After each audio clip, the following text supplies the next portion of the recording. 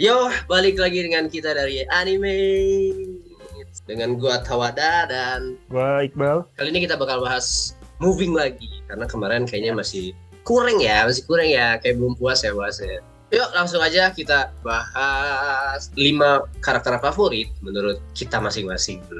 Pasti kan gue sama Iqbal beda nih. Oh iya. Karena ini sifatnya favorit, pasti subjektif banget kan. Jadi nggak pakem lah. Tidak yang mewajibkan, wah apa ini aneh. Tidak perlu. Tidak perlu seperti itu guys. Biasa aja, oke? Mungkin sesuai selera masing-masing aja ya.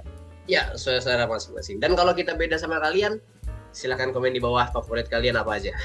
Oke. Yuk, mungkin langsung siapa dulu nih? Kita sebutin yang kelima deh. Posisi 5 menurut kita. 5. Gua Bos Bin. Yang Wah, ketua Binnya tuh Kim Yong Jun. Yang matanya apa sih, jereng ya? Yang matanya ditembak ya. Enggak, ketusuk kayaknya deh sama Sempet bapaknya Kim Bong Sok. Seperti flashback kan. Kalau gue yang kelima ada si manusia petir. Duh. Gini anjir. Favorit aing kelima. Menurut lu kenapa Bal? Kenapa Bos Bin ini bisa jadi urutan kelima? Dia tuh apa ya? Kalau gue lihat villain yang penting gitu, necessary villain.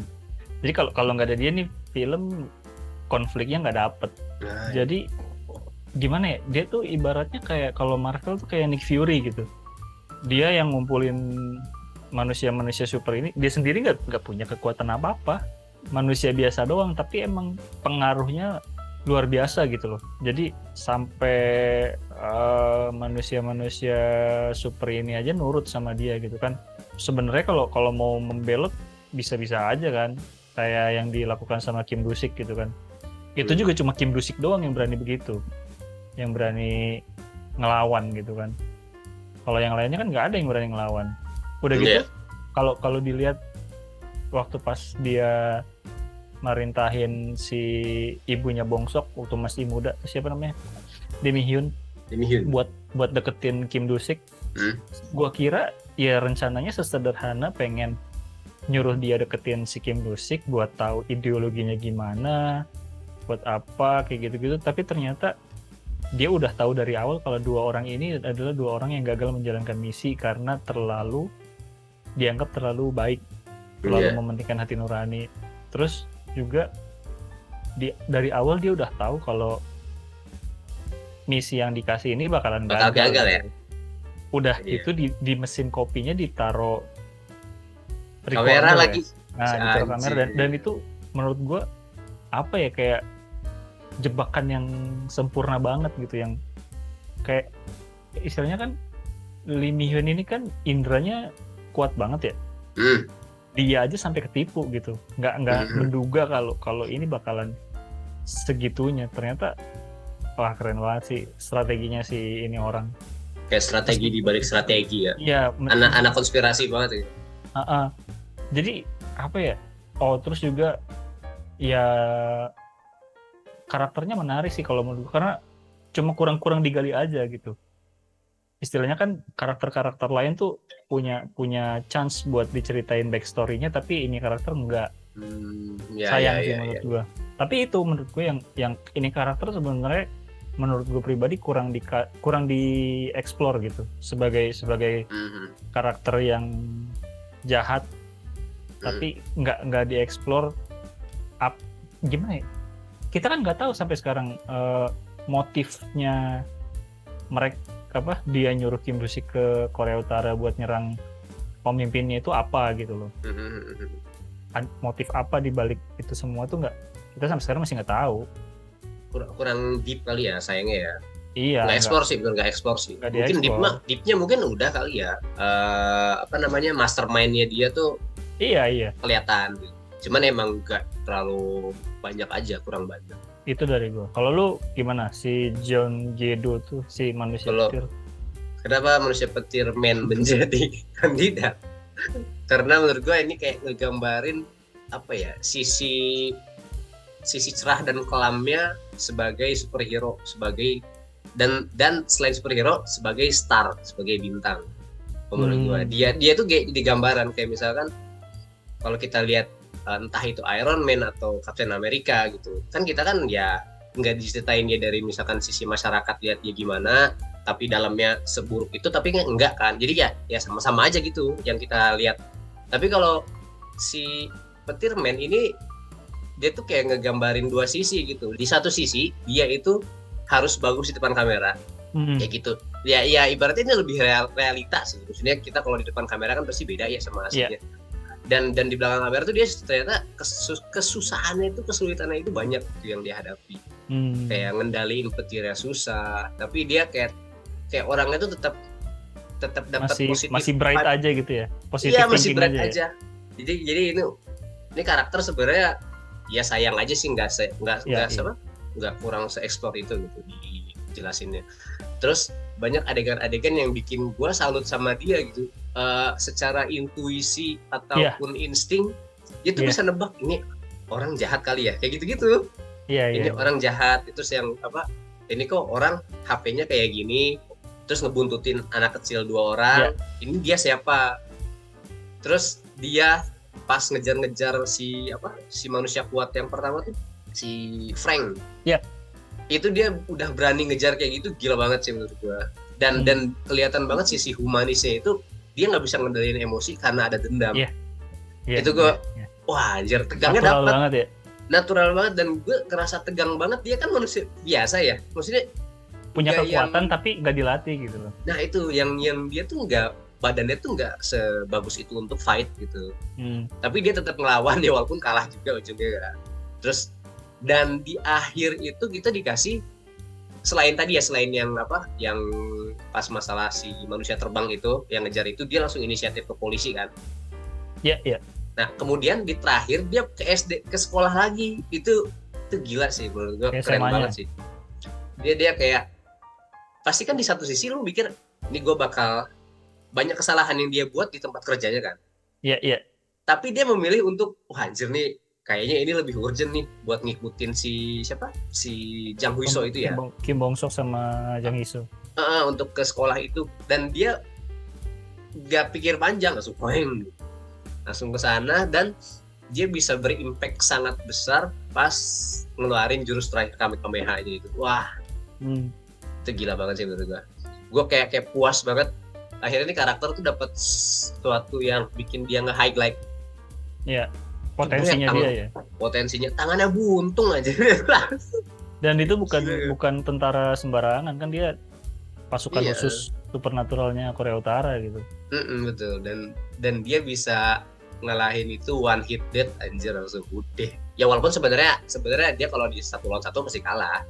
Tapi tapi dia dengan support yang kayak gitu, menurut gua layak untuk jadi salah satu favorit.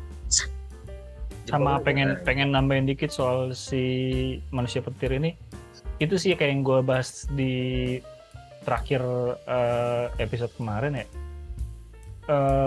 Menurut gua karakter ini layak banget dikasih kesempatan buat diangkat lebih banyak lagi gitu di sequel selanjutnya, soalnya tanpa pelatihan pun dia punya kekuatan segitu gede. Itu kan cuma ngandelin emosi doang kan.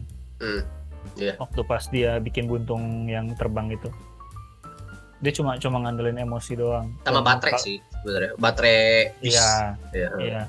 Nah maksud gua, kalau misalkan dia dikasih kesempatan, mungkin dia latihan lagi, bukan nggak mungkin itu jadi kekuatan yang luar biasa loh. Mungkin istilahnya kan, mungkin dia bisa ngelewatin level bapaknya gitu. Bapaknya kan anggota BIM juga kan. Soalnya yang disayangkan ini di si gurunya itu cuma mandang lihat fisiknya dulu sih. Fisiknya kan emang kurang mumpuni kan. Tapi sebenarnya nggak cuma fisiknya doang tahu. Tapi kalau gue lihat emang dinilai secara kepribadiannya juga. Oh iya betul, kepribadiannya. Dia tuh kayak orang baik gitu sih, gitu ya. Iya. Kayak kalau menurut gue sih gurunya ini nilai dia secara kemampuan dari supernaturalnya mungkin ada gitu, tapi secara fisik dan secara kalau dipaksain jatuhnya nanti bisa jadi kayak Kim Do-sik. Iya betul. Karena dia bakalan lebih ngandelin intuisinya dia buat tentang baik dan buruk. Bisa jadi sih. Iya, dia nggak bakalan dia akan lebih mentingin emosinya dia dibanding instruksi atasannya, mungkin begitu. Bisa jadi. Karena dari awal ya udah gitu, dia gimana ya? Diceritakan dia orangnya mau berusaha, tapi emang waktu itu kebetulan saat ujian fisik ya dia nggak masuk aja. Padahal kan potensi lain tuh masih bisa kan sebenarnya. Masih bisa dijadiin apa gitu. Ya betul. Setuju. Oke, next mungkin yang keempat. Gua dulu. Keempat, gua si pilek. Yang kepala sekolahnya ya? Iya, kepala sekolah dari apa? Jong. Nah itu yang. Wah, yang bulu kupingnya keluar. Iya. Keempat apa? Sama. Wah. Si Jo Rehyuk. Lu kenapa? Keempat. Nah, kenapa? Kalau gue lihat seperti kayak obrolan kita sebelumnya sih, dia itu awal mula terbentuknya dari kumpulan anak-anak superhero ini. Awal mula dari cerita film ini dibuat bisa jadi ya. Kan awalnya kan dia yang memulai proyeknya. Iya, dia memulai proyek apa? Development supernatural kayak gitu. Terus dia yang punya kekuatan se-underrated itu, yang dia bisa ngecek siapapun yang ada di belahan dunia ini, mungkin ya kasarnya di belahan dunia ini dia bakal tahu dia ada di mana. Entah kekuatan hoki dia atau kekuatan dari penciuman ya, kalau nggak salah penciuman kan. Dia bisa nge-track siapapun, kayak misalkan pas pertama kita bisa lihat dia tuh nge-track siapa si Lee Mi-hyun yang waktu itu ngegendong anaknya, ngegendong si Kim Bong-sok. Terus dia bisa nge-track rumahnya yang waktu jualan apel. Terus dia bisa pokoknya dia bisa tiba-tiba ketemu sama si ini juga, siapa si Jang Jo-won. maksudnya dia tuh kalau kita bilang nggak, misalkan kita menyangka dia tidak punya kekuatan, mungkin itu sangat kuat kalau sekali gitu. Dia bisa nemu dengan mudah, terus dia bisa ada di mana saja kan jatuhnya kesana ya. Tapi dengan kekuatannya itu dia bisa memulai semua masalah ini dan nyebelinnya dapat. Itu menurut gue salah satu yang bikin gue ter-highlight itu nyebelinnya dapat dari karakter yang emang super nyebelin ya. Yang pas rencana siapa si pas si Jang Jo-won ngebantu para ABRI kalau nggak salah untuk ngecek Korea Utara ya kalau nggak salah ya. Jadi dia kan sempat bilang itu ya, kemarin kita udah cerita juga sih. Sempat bilang kita tahan dulu nih, kalau nanti kalau udah pada kalah ya udah butuh bantuan baru kita datang. Itu kan nyebelin banget ya. Si Jang Jo-won sampai kesal sama dia gitu. Lalu langsung setelah mendengar itu dia langsung lari gitu ke arah tentara itu buat nolongin. Dan terakhir dia bilang, si Jang Jo-won bilang ke si pilek ini, awas lu ketemu gua lagi lu mati. Bener kan terakhirnya kan dibunuh juga kan sama dia. Bener. Nah, gue nggak tahu nih terakhir itu dia dibunuh karena kebetulan ketemu atau gimana. Kayaknya emang di ini deh. Dicari. Emang diincer deh. Soalnya kan si Jang Jo-won ini kan lagi apa si monster ini, si Jang Jo-won ini lagi jualan ayam. Gue curiga si pilek ini beli ayam. Tiba-tiba yang datang si monster terus digebukin gitu. Itu ini doang sih. Kalau menurut gue sih emang alasannya bukan karena itu, tapi karena begitu si Jang Jo-won ini sadar kalau kan waktu pas ketemu sama guru olahraganya itu, yang tadi kan dia ngomong anak saya sekolah di sini, karena setelah dikeluarkan nggak ada sekolah yang mau nerima, tapi cuma di sini doang. Orang yang tadi itu adalah orang yang saya kenal, anaknya juga sekolah di sini. Ketua kelasnya saya kenal sama orang tuanya. Jadi kan menurut dia ini nggak mungkin kebetulan, berarti kan ada yang menyatukan mereka semua gitu. Nah, kalau menurut gue di sini dia sadar siapa orang yang tracking mereka semua, siapa orang yang ngumpulin mereka semua. Jadi kalau selama ada orang ini, nggak bakal semua masalah. Mereka semua nggak akan pernah aman, nggak akan pernah bisa istirahat dengan nyaman. Nah, karena akan selalu ke-track. Iya. Jadi menurut gue alasannya itu dia dibunuh karena ya udah nyenggol keluarganya Jang Jo-won gitu. Mungkin kalau misalkan cuma si Jang Jo-wonnya doang yang digangguin, dia nggak bakalan semarah itu sih kalau menurut gua. Iya, betul. Terus juga kalau gue sih tertarik sama si kepala sekolah ini ya, ya menurut gue sih sama kayak kayak si kepala sekolah, kayak si ketua BIN yang tadi gue sebutin, karakter ini kurang di highlight. Cuma dengan sedikitnya dia di highlight aja, Nah, itu. udah dia tuh cuma muncul di saat-saat penting doang tau. Iya, dikit kan, Dikit tapi impactful banget. memorable banget. Iya. Mulai dari pas Yep. waktu si Kim Mong Sok kecil terbang, yang temennya jadi patah tangan gara-gara dia yang terbang. Oh iya, ngikutin itu dia kan kan. dia ngeliat kan. Terus juga waktu perang waktu ngejar tentara Korea Utara, terus waktu dia ngebentuk program apa itu namanya, yang NTDS apa NDST itulah pokoknya, dia yang bentuk program itu. Terus dia juga datang dengan konsep yang sempurna gitu menurut gue. Jadi dia datang dengan konsep, gue punya program ini, terus diremehin sama si ketua BIN, kita samarin pakai sekolah, kita satuin di dalam satu sekolah. Wah, itu menurut gue itu konsep. Iya. Dia udah datang dengan konsep yang jelas gitu loh. Terus juga mungkin karena penampilannya dia yang gak meyakinkan, dia adalah intel yang sangat sempurna. Iya, bisa jadi. Karena gini, kalau misalkan modelnya kayak Jang Jo-won gitu, udah preman banget, orang ngelihat dia pasti udah jiper lah gitu. Tapi dia kan cuma kayak bapak-bapak biasa aja. Yang sakit pilek kayak gitu lah. Iya. Yang istilahnya kalau kita lihat juga dia mungkin nggak punya kemampuan bertarung gitu loh. Tapi itu di compromise sama kemampuan trackingnya dia gitu, dan dia tuh emang tujuannya bukan dia yang maju, tapi dia gather information gitu. Dia ngumpulin informasi udah lengkap, dia kasih tahu timnya yang nyerang. Gitu. Mastermind juga. Iya.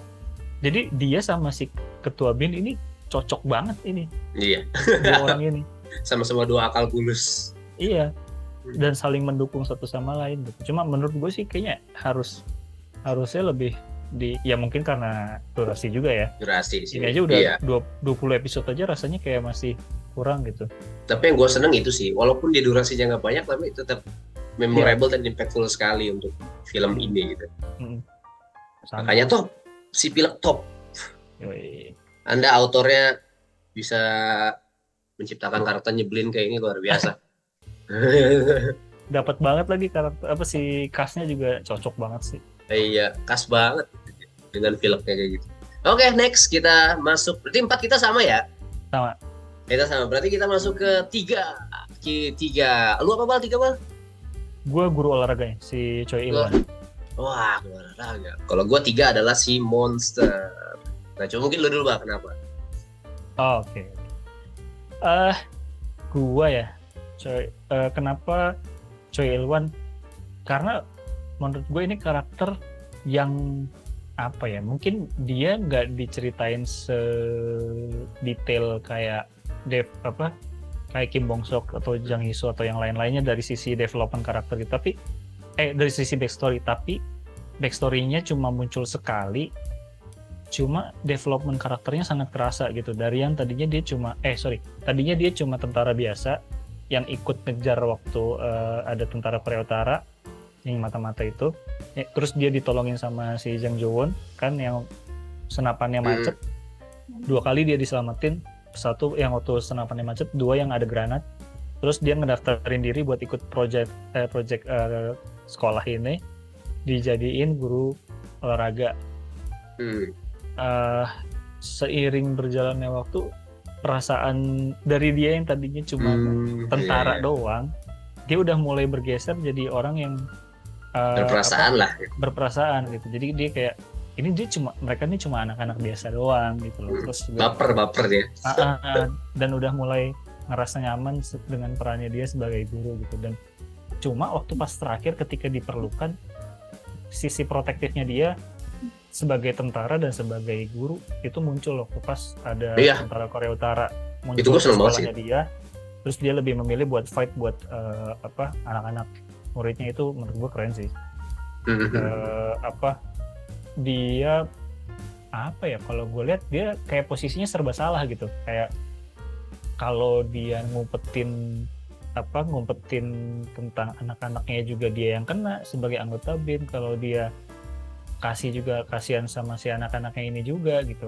Tapi kan pada akhirnya dia lebih milih buat tetap ngejalanin perannya dia sebagai anggota BIM secara objektif gitu. Kayak makanya kan si manusia petir nggak dilolosin sama dia. Karena dia menilai secara objektif gitu.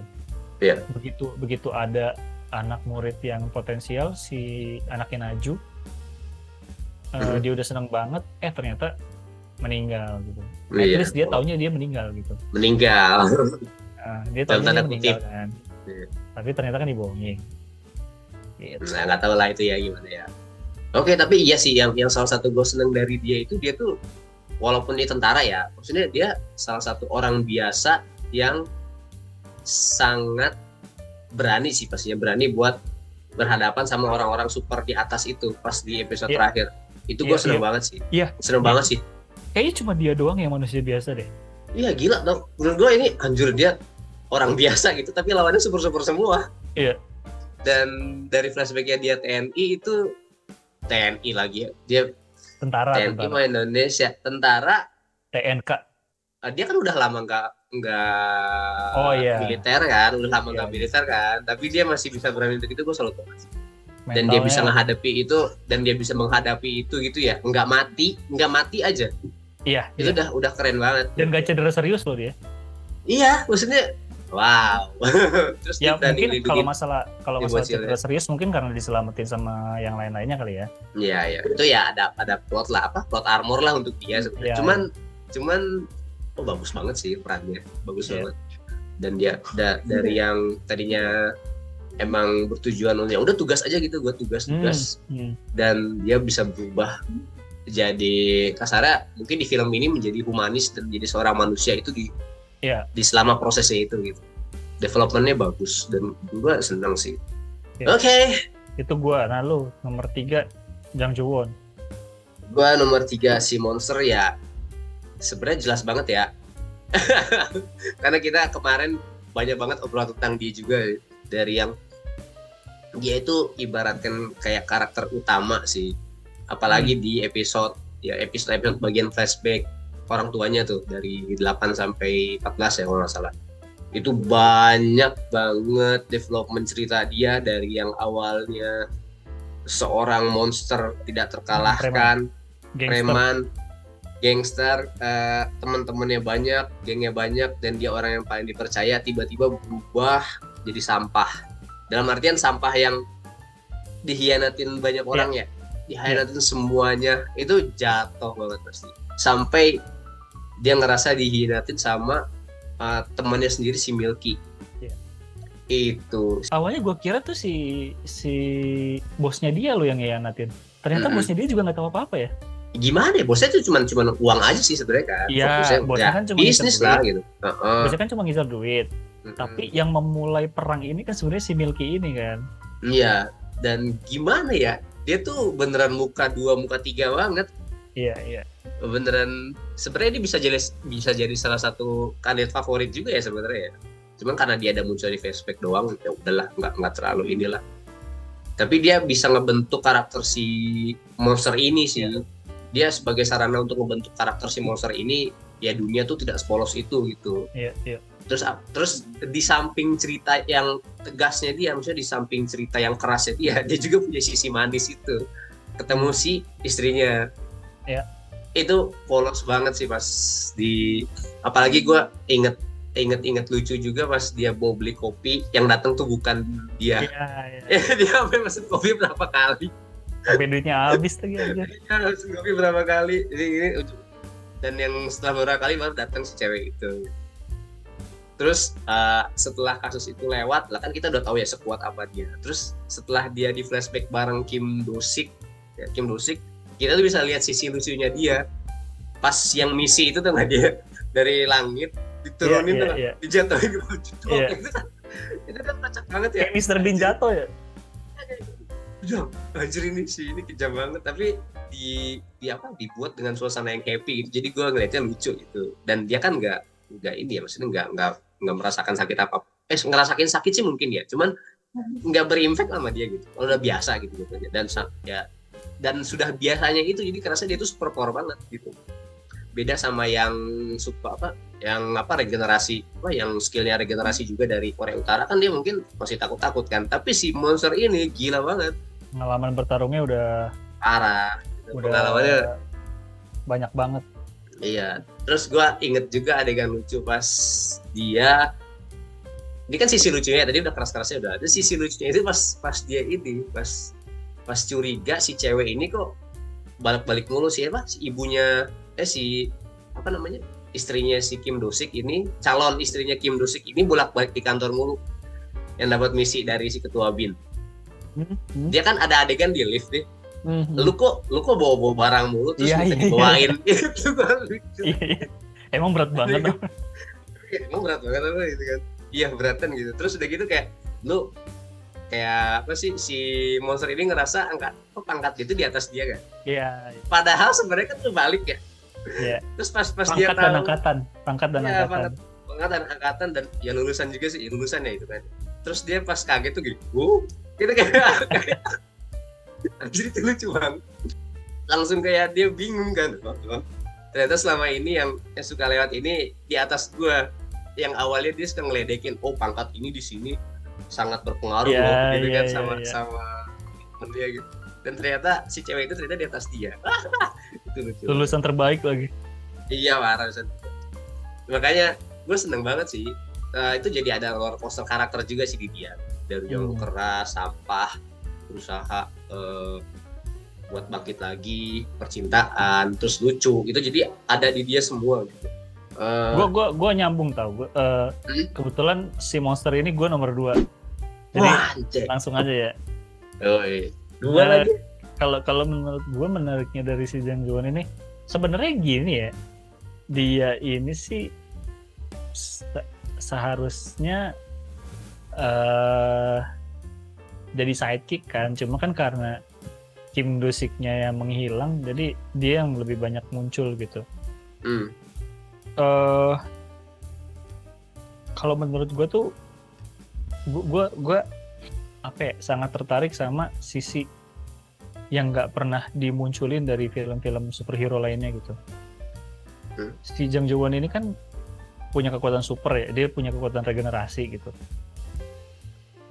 Sebenarnya dia bisa aja setelah keluar dari BIN ya, itu balik lagi jadi preman atau jadi apalah yang mengandalkan kekuatannya dia, jadi penipu kayak waktu masih muda kan, yang dia pura-pura ketabrak terus sampai jadi sampah minta duit ganti rugi kayak gitu. Tapi dia nggak memilih pekerjaan yang gampang itu, tapi lebih memilih pekerjaan bersih kayak jadi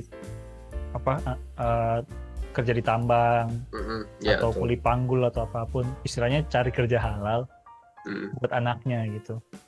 Dan ini hal yang nggak pernah gue lihat sebelumnya dari seorang superhero gitu di film-film ya. Soalnya kan kalau selama ini kita ngeliatnya superhero tuh kayak hidupnya cuma berkisar antara percintaannya sama kekuatannya superhero-nya dia gitu. Kemampuan superhero-nya dia. Kalau ini enggak, ini tuh struggle-nya bapak-bapak banget, bapak-bapak single parent. Ngebesarin anak perempuan tanpa ibu, juga ya harus pindah-pindah karena khawatir dikejar-kejar sama Bin. Terus juga waktu ini waktu kejadian si Jang Hee-soo ngelawan 17 orang itu, menurut gue respons yang dikasih si bapak ke si anak ini luar biasa. Bagus banget. Dia nggak ngomel-ngomel, dia nggak meledak-ledak, nggak. Dia juga nggak sebenarnya kalau tahu kronologisnya, dan gue yakin dia pasti bakalan belain anaknya mati-matian. Dia pasti bakalan nggak mungkin anak gue nyerang orang lain kalau nggak diserang duluan, istilahnya kan gitu kan. Tapi dia lebih memilih buat udah damai aja. gue apa ya, yang kuat belum tentu yang menang gitu loh.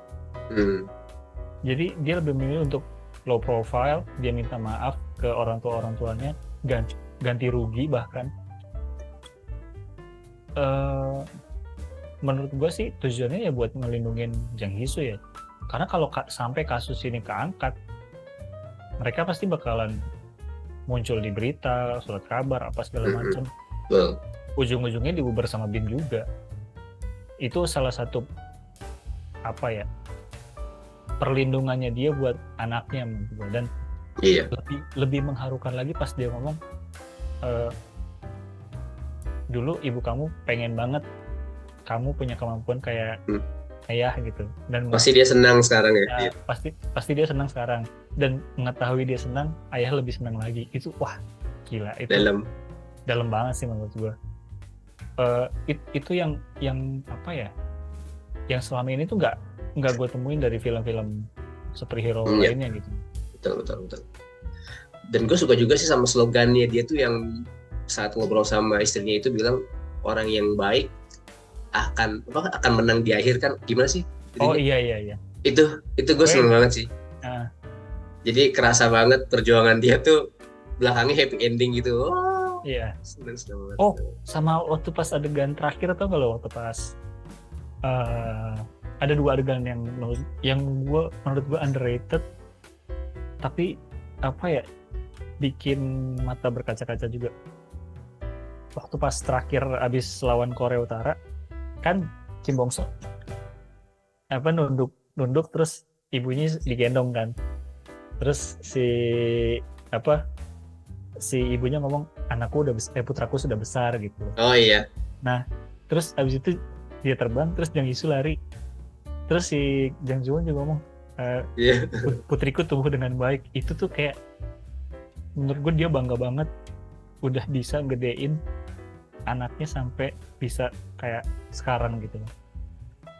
Itu 1, 2, ketika pas ending banget, apa ya, yang tadi lu bilang apakah berakhir bahagia, terus dia jawab iya. Wah itu gue apa ya, kayak gimana ya, iya, langsung flashback ke perjuangan dia. Kayak dari yang awal semuanya kebayar gitu dengan anaknya yang bertumbuh dengan baik, jadi anak yang nurut sama orang tuanya dan lain-lain, masuk universitas yang ya mungkin di Korea Selatan persaingan masuk universitas mungkin dianggap tinggi banget gitu ya, bikin stres apa segala macam gitu. Jadi dia bangga bisa mendidik anaknya bisa kayak sekarang gitu. Itu gue nomor 2 tuh. Sekalian lu nomor 2 siapa? Lu masih ada yang mau dibahas nggak soal si Jang Joo-won nih? Cukup sih. Sebenarnya kita lebih bahas banyak di kemarin ya Jang Joo-won. Kalau misalkan ada yang belum nonton episode konten kemarin, silakan cek scroll. Kita kemarin baru aja bahas. Oke, kalau gue yang kedua itu ada si Yellow Man, pemeran utama kita semua. Tadi lu 2 si Monster kan? Kalau 2-nya gue adalah si Kim Bong Sok. Kim Bong Sok adalah Superman gadungan. Superman yang gue suka banget perkembangan karakternya. Di dia itu si Kim Bong Sok itu kayak mencerminkan zero to hero-nya di film ini sih. Gimana tuh? Maksudnya itu dari dia awal kecil yang sangat culun, sangat cups, dan dia tidak dididik secara tentara gitu. Dia tidak dididik. Cowok banget lah. Enggak cowok banget, bahkan disuruh untuk kekuatannya itu ditahan. Tapi dia berkembang seiring, ngapain sih gue ngomong kayak gini? Tapi dia seiring waktu tuh ada konflik batin yang sangat remaja banget, sangat anak muda banget. Dan akhirnya sekarang tuh terakhir itu dia bisa ngatasin si manusia terbang Korea Utara. Ya walaupun sebenarnya ada bantuan lain ya, tapi gue ngerasa banget dia dari yang sesuatu nol itu menjadi sesuatu yang menurut gue luar biasa di situ. Sebenarnya gue awal lihat dia tuh sekilas tuh kayak apa ya, kayak bocah cabul juga sih sebenarnya awalnya ya. Kayak gimana sih dia tuh kayak liatin si ceweknya mulu kan. Oh iya Liatin iya siapa? iya. Si Jang Huiso mulu kan, kayak ini orang Iya. cabul apa gimana ya gitu kan. Dan ternyata dia ini Itu didikannya lebih dari ke kecil tuh. lebih ke love at first sight nggak sih? Nah, gimana ya, iya itu. Nah, awalnya kan gue curiga kayak gitu karena Iya iya. dia kan orang polos yang gitu ya. Hmm. Yang melihat orang lain tuh kayak gimana gitu. Iya, Tapi iya, ternyata dia tuh sepolos itu, manusia sepolos itu gitu. Iya. Terus dan di akhir-akhir juga mungkin nggak banyak sih tentang dia. Gue lebih suka di developernya aja sih. Tapi di akhir ini dia itu bisa salah satu orang yang bisa munculin konflik lebih jauh lagi di cerita movie. Karena dia muncul sebagai superhero, Oh iya. sebagai Superman. Itu menurut gue nilai plus dari dia pas terakhir ya. Gimana ya? Orang kan semua orang merahasiakan kekuatan. Tapi dia Di tuh sini ya, di munculin moving sendiri. ini ya. Ya, Di di Moving movie ya? ini, di moving. Maksudnya semua orang kan merahasiakan Ngumpet-ngumpet. kekuatannya kan, ngumpet-ngumpet, nggak mau kekuatan itu terekspos sama media. Tapi dia tiba-tiba jadi Superman. Itu kan kayak melanggar aturan main Iya. di film itu ya. Meskipun identitasnya masih di Ya sih. umpetin Cuman ya. kan itu jadi kayak membuka peluang semua orang buat percaya adanya kekuatan itu gitu. Iya. Orang tuh aneh-aneh, sampai yang inget gak si security-nya dulu yang Oh kerja iya. sama itu, dia tuh pas terakhir lihat si Yellow Man tuh seneng. Iya, Wah, iya. akhirnya ini gue ngomong gini bener Iya, gitu. Itu Ah. jadi sebuah jembatan buat season 2 yang baik sih. Nanti bakal kayak gimana? Perkembangannya Wah, dia jelas. gimana ya gitu. Gue penasaran banget nih setelah dia diakui sebagai manusia super Yellow Man ini, cerita movie itu bakal bawa kemana? Apa lebih politik lebih jauh, antar negara lagi, atau mungkin bakal kayak superhero kayak Marvel gitu ya, tiba-tiba ada musuh entah dari mana gitu, melawannya dia. Tapi kayaknya gue percaya movie ini nggak cuma sekedar itu sih, maksudnya ada bumbu-bumbu dramanya lagi, ada bumbu-bumbu politiknya lagi ya, dan itu berawal dari si kelakuannya si Kim Bong Sok ini gitu, yang dia tuh ekspor kekuatannya ke media itu sih. Kalau gue sih ya gue tertarik juga sih sebenarnya, yang pasti tertarik lah ya, dia kan karakter utama juga gitu ya. Kalau gue nyambung yang lu tadi bilang, yang orang-orang berusaha menutupi sementara dia dengan terang-terangan nyelamatin orang gitu kan. Kalau menurut gue dia balas dendam tau. Oh, bisa jadi. Karena itu menarik juga, malah makin menarik gitu. Karena kecilnya dia kan berusaha nutupin banget kan. Ibaratnya kalau kayak Jang Hee-soo, mungkin kejadian paling parah yang bikin dia tertangkap basah pakai kekuatan itu ketika 17 lawan 1 gitu. Tapi kan di luar itu kayak dia nggak pernah sakit, orang pasti nggak akan curiga. Terus kalau misalkan dia kesleo dikit doang terus tiba-tiba sembuh, menurutku itu juga bukan hal yang bukan hal yang luar biasa buat orang gitu lah.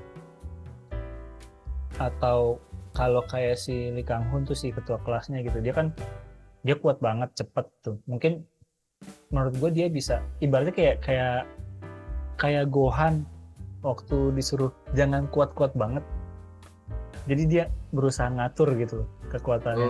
Sama dia masih bisa diatur gitu loh. Tapi si Kim Bong Sok ini masalahnya adalah dia nggak bisa ngontrol. Iya, nah itu dan gue senengnya gini Bang, dia tuh pelatih kekuatannya. Iya. Gue tuh seneng itu di mana yang lain tuh kan ya dari awal tuh udah kayak gitu, maksudnya gue udah bisa regenerasi gitu, gue udah kuat. Tapi dia tuh kayak dilatih dari yang nggak bisa sampai bisa, itu jadi seneng banget sih gue sih. Ya terus juga kayak lu bilang tadi ya, masalahnya remaja banget gitu. Maksudnya menurut gue itu real banget, karena ya namanya cowok-cowok gitu ya, yang tadinya mungkin jorok, nggak pernah bersih-bersih apa segala macam, tapi begitu kita naksir sama cewek gitu kan pasti pengen kelihatan bersih, pengen kelihatan rapi. Iya, gitu. itu kan kayak bocil-bocil gitu. Iya, maksudnya itu tuh mau hal yang real banget gitu buat gue. Jadi mungkin kalau hal sepelenya dia yang nyisir, meskipun itu nggak pantas sisirannya gitu. Terus juga dia jadi pengen belajar mengendalikan kekuatannya dia biar bisa nolongin orang yang dia suka gitu. sebenarnya kan remeh tapi itu real banget gitu. Iya. Apa namanya penyebabnya gitu. Gue apa menurut gue itu hal yang menarik dari si Kim Bong Sook ini. Iya. Gitu. Terus juga pembawaannya kan dia kayak ceria, terus Dia tuh dia tuh kayak gambaran superhero polos baik hati sih. iya Gimana ya? heartwarming Terus banget gitu. Iya, heartwarming banget. Dan gue suka banget itu gue kaget dia pas pas pengen ngendalin kekuatannya, dia tuh nyalahin ibu. Ini gara-gara ibu. Iya. Itu anjir, kayak apa ya, sebuah development yang jomplang gitu, dimana kita tahu dia tuh kayak ya baik-baik aja lah, mungkin gak bakal nyalahin orang lain. Iya. Tapi di satu sisi dia ngeluarin itu ke ibunya gitu. Dan itu wah anjir, gimana nih gue pas nonton itu kayak, dan ibunya juga kaget kan. iya, ibunya kaget langsung gitu. Wah, jadi galau gak tuh ituin anak. Artinya anak yang selama ini nggak pernah ngelawan, terus Tiba-tiba keluar kata kayak gitu kan. Iya. Tapi Itu itu sebuah menurut gua itu dari sisi apa ya, hubungan ibu dan anaknya jadi lebih cair di situ gitu loh. Ya, Yang tadinya si anak ini selalu mendem perasaannya dia, selalu nurutin mau ibunya dia kayak gimana, tapi begitu dia jujur, ibunya juga kayak cerita bapaknya dulu gimana. Kan selama kan dia ngomong, si Kim Bong Sook ngomong kan, ibunya dia nggak pernah cerita banyak tentang bapaknya gitu loh. Nah dari situ kan apa ada akhirnya cair kan. Yang entah ngomongin bapaknya mungkin yang scene itu tadi diliatin gitu. Terus juga adegan terakhirnya tuh menurut gue menarik banget ya, misalkan bener-bener orang yang pengen jadi superhero tapi kayak terbatas. Ini tuh nggak kayak film-film Marvel gitu yang ketika lu jadi superhero atau DC gitu, ketika lu jadi superhero lu harus punya kostum khusus, latex, lu harus pakai Kevlar yang anti peluru, harus pakai jubah yang keren, harus pakai topeng. Cuma model jas hujan doang.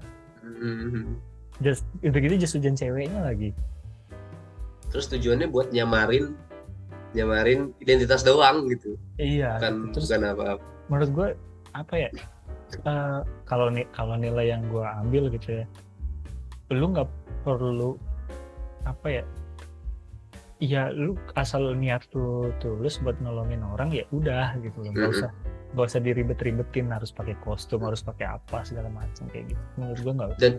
Dan gue suka juga pas ini bang reaksi ingat gak pas si pembuli di sekolahnya ditampolin sama ketua kelasnya itu kan bapak murid. Oh iya.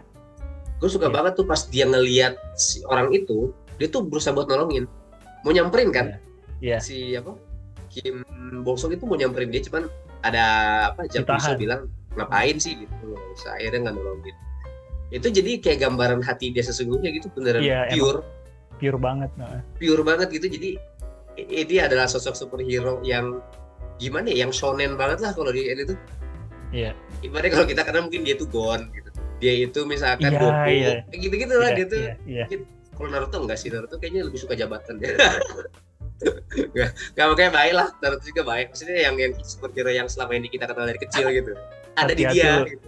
Hati-hati diserang fans Naruto. Enggak, gue nonton Naruto, gue nonton gue pecinta Naruto juga gini-gini. Itu sih ya. Terus juga lucu banget sih waktu pas terakhir itu si Jang Iso pas si bapaknya Jang Iso ngomong, kenapa mesti pakai warna kuning sih? Iya banget gitu. Terus si Jang Iso bilang enggak kok keren gitu. Terus bapaknya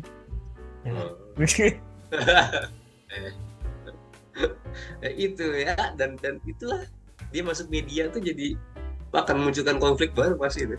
Dan menurut gua ini juga bikin anggota BIN jadi nggak bisa sembarangan nyolek dia meskipun tanpa ada Kim Bong Sook sekalipun ya, karena betul. Karena dia muncul ke publik tahu dia jadi superhero, pasti kan opini publik bagus gitu ya. Ketika dia di istilahnya BIN mau ngapa-ngapain sama dia, pasti juga mikir-mikir gitu loh. Kasarnya nggak dia tahu ya. udah ngebuat popularitasnya sendiri sih. Ya. Jadi kalau diusik bahaya juga sebenarnya. Cuma yang kayak gini-gini mungkin akan kalah dengan media.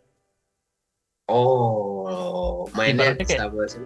Ibaratnya kayak Spider-Man sama James Gunn. Iya, itu Kayak bakal gitu. dimainin sih. Tapi sebenarnya pemerintah bisa aja sih, Bal.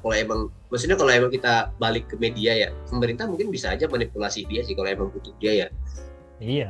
Entah keberadaannya dihilangin, entah dia disuruh apa ya dia tinggal mainin media gitu deh. Pemerintah kan bisa nyuruh media kan. Iya, Tinggal bayar berapa. jatuhnya larinya ke Ya si kan, media lagi gitu.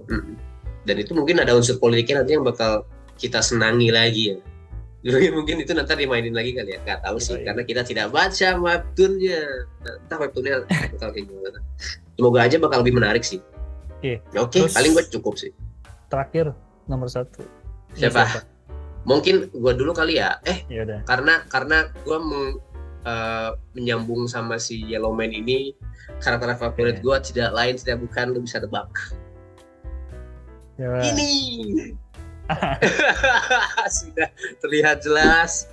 Ini favorit aing. Gue suka dia. Selain looks ya, looks nggak usah dibilang lah, sampai ke Tobin aja bilang kenapa lu tugasin misi ini ke dia, karena dia cakep. Itu kan, itu nggak usah dibilang lah. Itu emang faktanya begitu. Faktanya begitu dan bikin gue bagus gitu.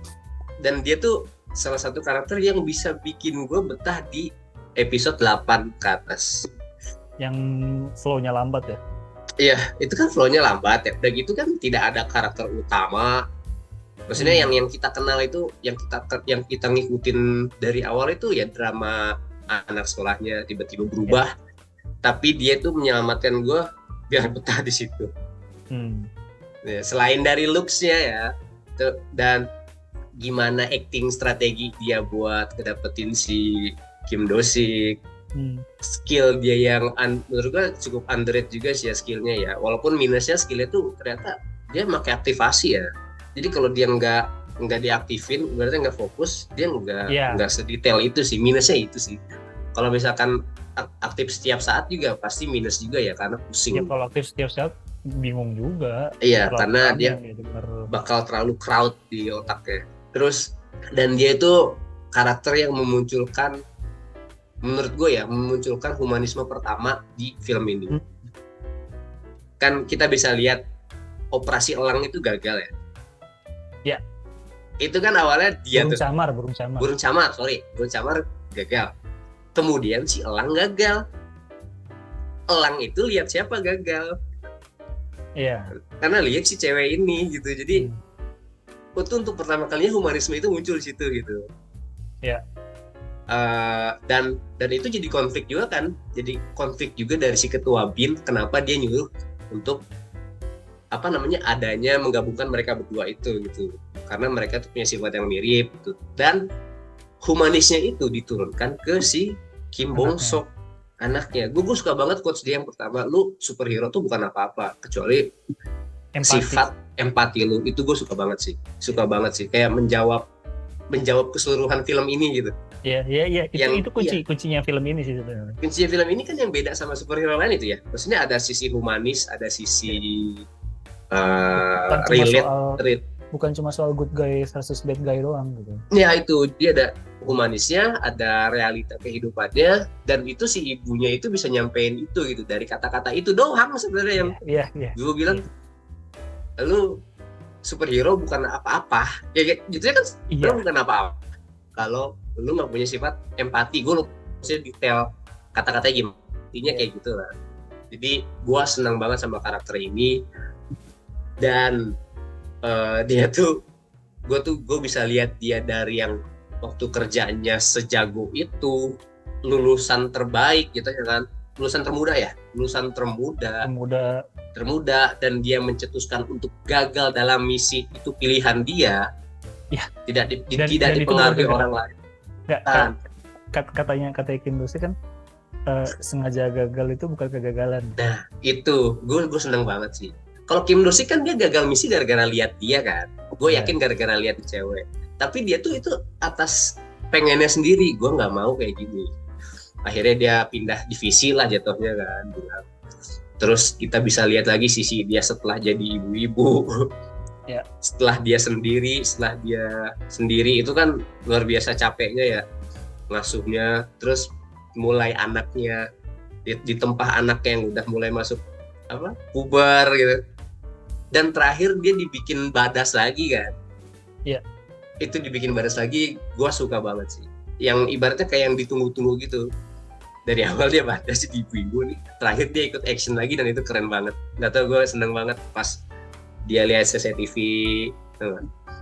dia lemparin kan CCTV-nya gitu-gitu. Terus pas dia tahu si tukang bersih-bersihnya itu ternyata orang luar, terus dia cara ininya matiin lampu, terus dia lihat ada mayat di pantulan kaca. Itu tuh menurut gue keren sih, kayak orang biasa yang skillnya ditambah dikit jadi keren gitu.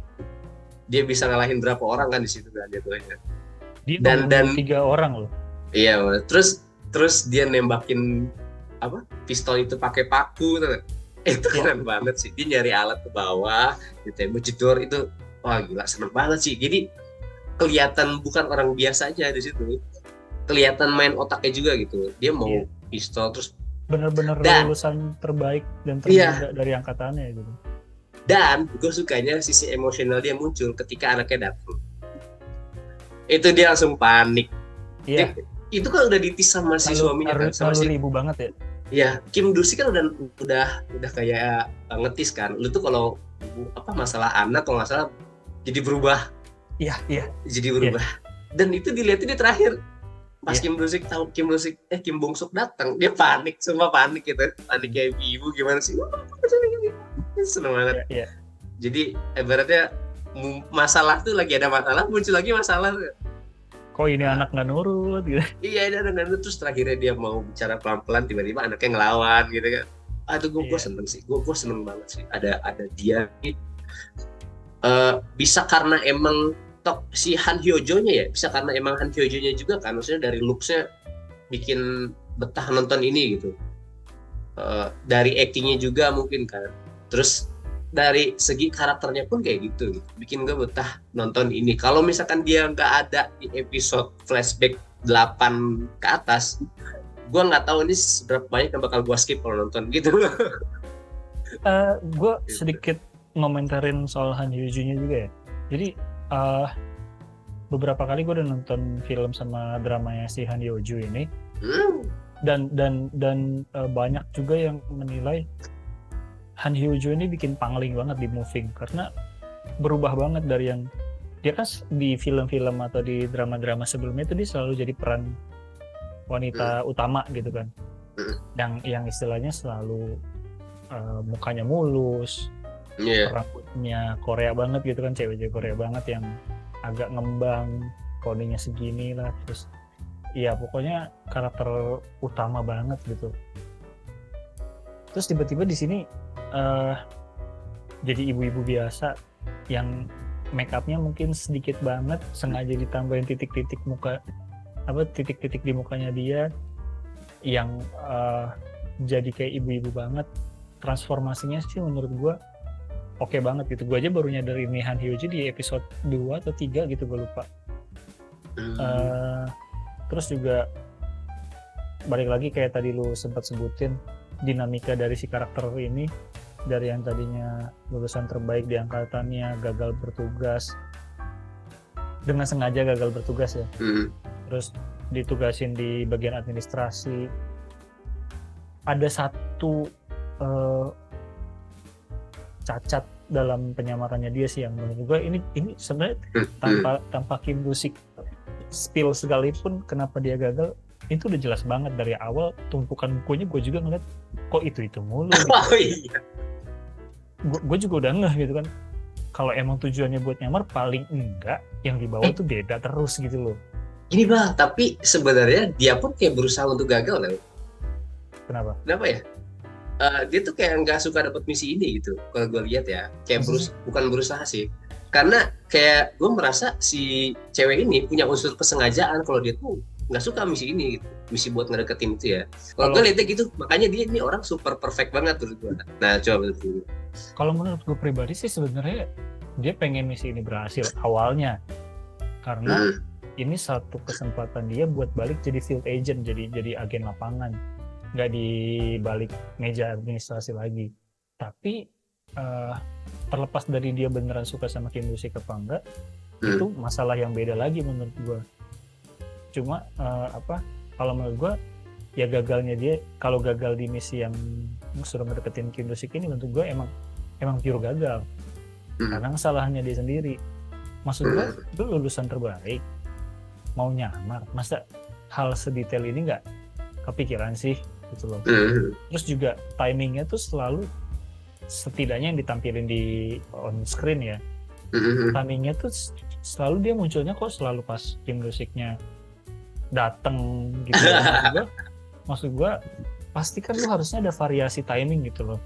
Kayak oke, sekarang ketemunya pas Kim Do-sik baru datang, besok ketemunya pas di lantai berapa, besok ketemunya di lift, besok ketemunya di mana, tumpukan bukunya beda gitu. Terus juga ya mungkin sesekali bisa bawa barang yang lebih banyak biar kelihatan lebih repot.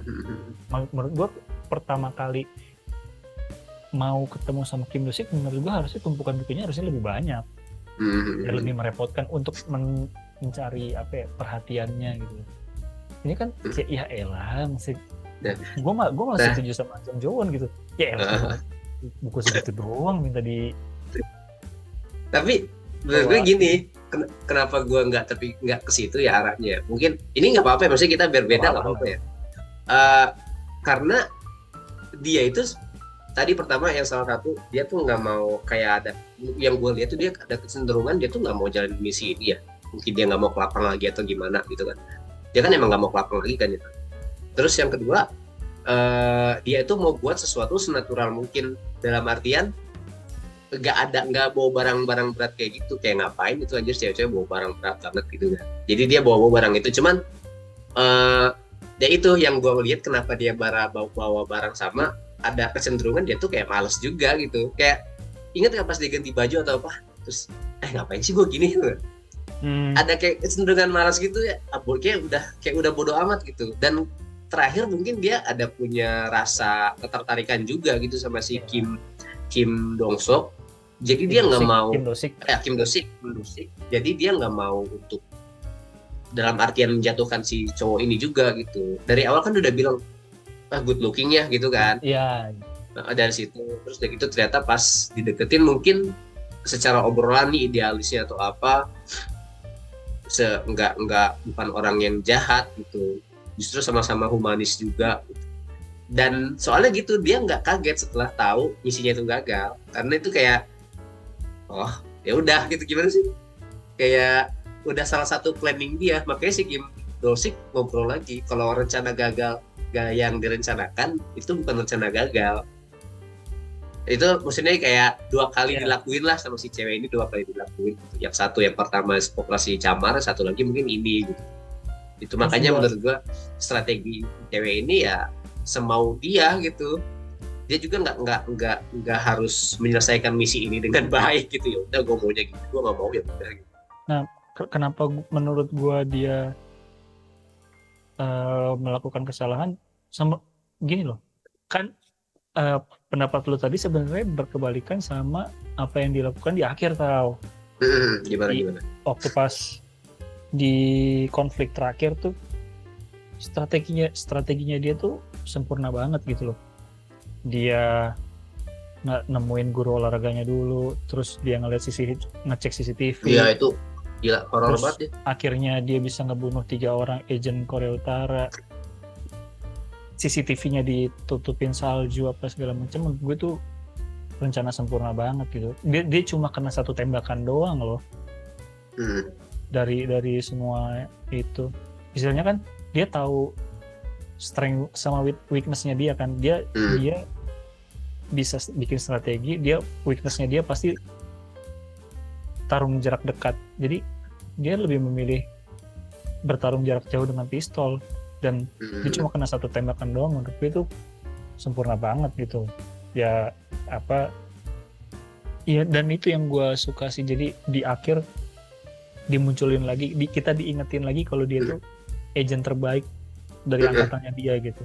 Itu itu sih Maksudnya Emang. kalau gua melihatnya nggak berkebalikan, justru ketika dia menghubungkan sesuatu misinya dengan perasaan itu gagal. Kayak Kim Do-sik kan ada unsur perasaan di situ ya, Iya. makanya dia mungkin gagal. Nah yang terakhir dia gagal tuh gara-gara panik, walaupun sebenarnya nggak tahu ya gagal atau enggak hitungannya ya. Dia tuh bisa jadi kayak gitu karena ada unsur perasaan di situ. Ada anaknya datang panik, makanya dia langsung wah gitu kan. Tapi selain itu di sisa-sisa rencana-rencananya yang lain itu kayaknya berjalan dengan mulus. Jadi menurut gua ya itu kan mungkin menurut kayak gitu. Kalau menurut gua tetap berhubungan gitu dengan badasnya karakter dia tuh gitu. Okay. Dari yang awal dulu gagal sampai sekarang pas terakhir panik itu berhubungan sih. Terakhir Paling nih. sok Dari lu nomor 1 udah ya. Sekarang kalau dari gua nomor 1 Jang Hee-soo. Wah, si wanita muda. Anaknya monster. Kenapa? Karena cakep. Itu lelaki. Nah, Kita tuh lelaki apa ini ya? ya gue mah beneran aja emang cakep. Ya sama sih, gue juga tadi begitu. Gue apa yang menarik adalah ternyata gue pernah ngeliat orang ini main juga di film Sweet Home yang aduh gue lupa, kayak monster gitulah. Cuma di situ karakternya kayak apa ya, nggak terlalu membekas di gue gitu loh. Kenapa gue pilih Jang Hee-soo nomor 1? Karena dia nih yang memunculkan potensinya Kim Bong Sook. Oh iya. Kedua, dia sebenarnya mirip-mirip sama Kim Bong Sook gitu loh. Dia hatinya pure juga, orangnya baik juga, punya sifatnya tuh tulus ngikutin kayak orang tuanya, cakepnya kayak ibunya, kebalnya kayak bapaknya. Iya. Menarik banget sih. Jadi kayak dia berusaha, dia nggak berusaha nutupin kekuatannya dia gitu ya. Dia berkali-kali dia bilang gue nggak bisa terluka gitu. Dengan santainya dia ngomong begitu. Cuma memang karena cedera-cedera yang dialamin sejauh ini nggak parah-parah banget kayak yang tadi gue sebutin gitu ya. Kecuali kalau memang misalkan dia beneran bakalan ketabrak papan yang apa namanya, basket papan apa sih, papan lompat itu yang buat tangan itu. Kalau itu beneran kena, itu bakalan parah impactnya buat dia gitu. Paling kalau menurut gue yang kurang di sini adalah explore-nya karakter Jang Hee-soo ini dari sisi bela diri. Karena kelihatan banget waktu pas lawan yang bisa terbang dari Korea Utara itu dia nggak bisa ngapa-ngapain kecuali yang terakhir ya, itu juga kan dibantuin sama Kim Bong Sook ya. Jadi gue sangat menantikan development Kim Bong Sook sama Jang Hee-soo dari sisi actionnya mereka gitu. Apalagi Kim Bong Sook ya terutama, karena kan Kim Bong Sook sudah memutuskan officially jadi superhero gitu loh. Nah, Jang Hee-soo nih menurut gue mungkin kedepannya harusnya dari sisi bela diri dia dikuatin gitu loh, karena ancaman terhadap mereka ini nyata. Udah mengalami. Seharusnya sih menurut gue developmentnya tinggal dari sisi bela dirinya aja gitu. Iya sih, soalnya kelihatan lemah banget sih ya, secara tampolannya nggak kerasa ya. Kita bisa lihat di episode terakhir itu tuh, episode terakhir kayak gimana mau mukul nih badan. Iya begitulah gitu doang. Terus juga gue suka banget sama ini anak tuh bener-bener ngikutin ibunya dari sisi ketulusan gitu ya. Ibu sama bapaknya sih waktu pas flashback kan, ibunya kan nanya ke bapaknya ya, kamu nggak penasaran kenapa aku kerja kayak gini gitu kan. Terus bapaknya jawab, semua orang punya alasannya sendiri-sendiri gitu. Terus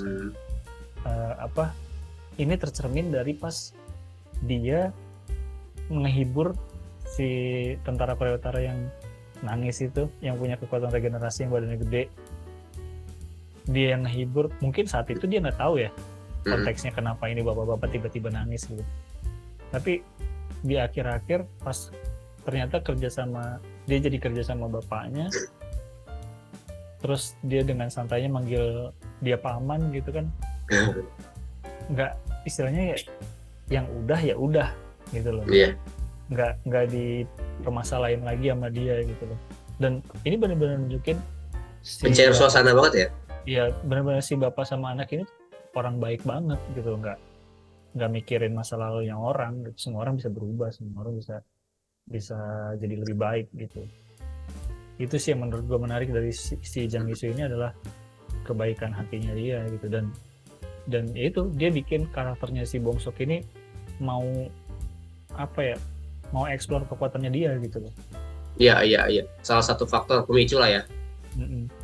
Nah, mungkin nanti ke depannya akan menarik konflik yang muncul antara dia sama gue lupa siapa namanya, Shin Hye-won ya, yang anak yang dibully di sekolah yang lama dan ternyata dia punya kekuatan anti aging itu. Nah, gue menunggu itu sih. Karena dia rela keluar buat ngebelain ini anak dan ternyata ini anak juga punya kekuatan gitu loh. Meskipun ya istilahnya kekuatan apa selain anti aging ini, apa yang bikin spesial gitu loh. itu gue penasaran gitu loh. Iya. Oke, lu nggak bisa tua, terus kenapa? Itu yang gue penasaran. Biasanya kalau di One Piece itu tahu segala sejarah. Robin ya. Tahu segala sejarah Void Century. Terus biasanya dia lebih pintar dari yang lain karena pengalamannya banyak. Nggak tahu lah. Itu next kayaknya itu tunggu banget buat season 2. Kalau dari gue sih Jang Hee-soo nggak terlalu gimana ya, maksudnya paling ada sih, malah justru gue ada sebel juga pas waktu adegan pembulian itu di sekolah lamanya. Dia tuh kayak dilema gitu, mau nolong tapi gimana gitu. Oh, ragu-ragu gitu ya. Di situ itu ada memorable banget buat dia, dan sampai terkesan simbolis kan dia udah coret ini sampai melebihi batas buku. Wah, gitu kan. Itu menurut gue salah satu scene penting buat dia sih, development penting buat dia. Di situ sih sebenarnya menurut gue satu scene yang benar-benar mencerminkan dia itu mirip sama bapaknya, sama ibunya gitu, yang nggak bisa membiarkan ketidakadilan gitu loh, yang setia kawan gitu loh. Iya. Bapaknya kan udah dihianatin sama bosnya tapi masih berusaha nyelamatin bosnya. Ini ya itu nurun ke si Jang Hee-soo ini yang benar-benar setia kawan gitu, meskipun setelah itu dia nggak punya teman ya. Cuman kalau dari gue ini sih Bal, dia dari sisi itunya masih kalah dari Kim Bong Seok sih, makanya mungkin gue nggak masukin dari list ini karena mungkin sisi empatinya dia itu masih kalah sama si Kim Bong Seok gitu. Dimana Kim Bong Seok itu dia kalau misalkan mau nolong mungkin langsung tolong gitu ya, tapi si cewek ini tuh dia kayak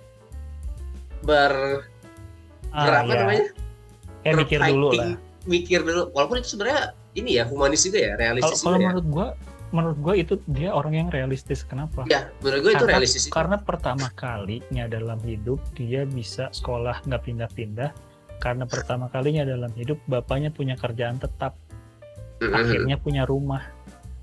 Itu yang dia berusaha pertahankan, tapi pada akhirnya dia nggak tahan. Betul. Ya maksudnya iya sih ya, iya betul bisa juga. Nah, paling ada satu lagi yang di luar 5 tadi yang menurut gua sangat underrated di sini adalah orang-orang banyak yang suka sama pasangan orang tuanya Jang Hee-soo sama Kim Do-sik sama Lee Mi-hyun, tapi orang-orang lupa sama pasangan orang tuanya Lee Kang-hun, si ketua kelas. Menurut gue ini terakhir dari gue, mungkin agak sedikit lama nih. Sayangnya pasangan ini cuma di highlight selama 1 episode, tapi menurut gue pasangan ini seharusnya paling menarik. Kenapa? Karena cuma ibunya Lee Kang Hun doang yang mau nikah sama orang berkebutuhan khusus. Iya, itu nggak diceritain Dan- ya? Itu nggak dan- diceritain ya? Gimana dan- ya? Iya, nggak diceritain, dan apa ya, meskipun si bapaknya ini berkebutuhan khusus, tapi kan kalau kita lihat kan dia kayak terobsesi banget sama anaknya gitu ya, sama si Lee Kang Hun kan. Tapi ketika dibutuhkan, pas dia tahu istrinya nggak pulang-pulang, ditahan sama polisi, dia berusaha ngobrak-ngabrik itu. Polisi punya barikade, akhirnya dia jadi tersangka apa segala macam. Dan istrinya pun juga, lu bayangin deh, seorang istri punya suami berkebutuhan khusus dengan sabar banget ngomong udah Itu- sini masuk aja dan segala macam. Menurut gue itu pure love banget sih. Ya itu membalik stigma orang-orang ya, masyarakat ya, dimana biasanya kan cowok yang kayak gitu, Iya, tapi ini cewek yang ngelakuin. iya. Menurut gue suatu terobosan juga. Dan gue suka di keluarga ini tuh, ini pas adegan siapa si Kuat itu ketemu anaknya di terakhir sampai Oh, babak iya. belur, Hmm. itu gua scene paling bikin gua nangis di film ini. Kenapa? Di luar dari itu ya sedih banget. Terus dia papa jangan tinggalin, maksudnya jangan Oh. jauh-jauh dari itu. Maksudnya itu Iya, iya. scene yang di antara bentar. semua episode itu yang paling Ini- bikin gua nangis. Ini waktu pas si Lee Kang Hun masih kecil apa habis berantem sama Udah Korea gede, Utara? udah gede. Yang pas terakhir, Oh, episode terakhir banget. itu Iya, gue iya. puncak banget, kayak beneran puas banget gue sampai kayak gitu. Padahal walaupun dia nggak masuk ke list ya, tapi cerita di keluarga itu luar biasa sih. Itu sedih banget dari yang awal cuma satu episode sampai doang. terakhir. Iya itu. Padahal bisa dieksplor lagi sebenarnya ya. Mungkin waktu sih durasi. Udah sih Oke kalau sih, dari gua itu doang. Kalau gue juga udah sih sama. Karena berhubung sudah waktunya. Ada lagi mungkin udah kali ya. Cukup sih kalau dari gue. Ah. Kalau misalkan emang menurut kalian ada yang menurut kalian menarik tapi nggak kita masukin di list, bisa komen Komen. aja. Dan kalau ada 5 list favorit kalian yang beda dari kita atau yang sama, bisa juga tulis juga. Dan kenapa bisa senang sama sama karakter favorit. Mungkin nextnya kalau emang ada bahasan, kan kita selama ini baru bahas soal apa live action terus ya. Mungkin kalau kalian ada rekomendasi misalkan Oh iya. yang Bisa bisa dibahas atau bahas ini dong juga sama komen aja. Ya. Kita akan coba bahas. Kita ngobrol lah. Yoi. Oke. Kalau gitu mungkin sekian dari Ya. kita dari Anime Mate. Buat Tawada, Gue Iqbal, jangan lupa like, comment, share. subscribe, dan see you next time. Bye. Bye.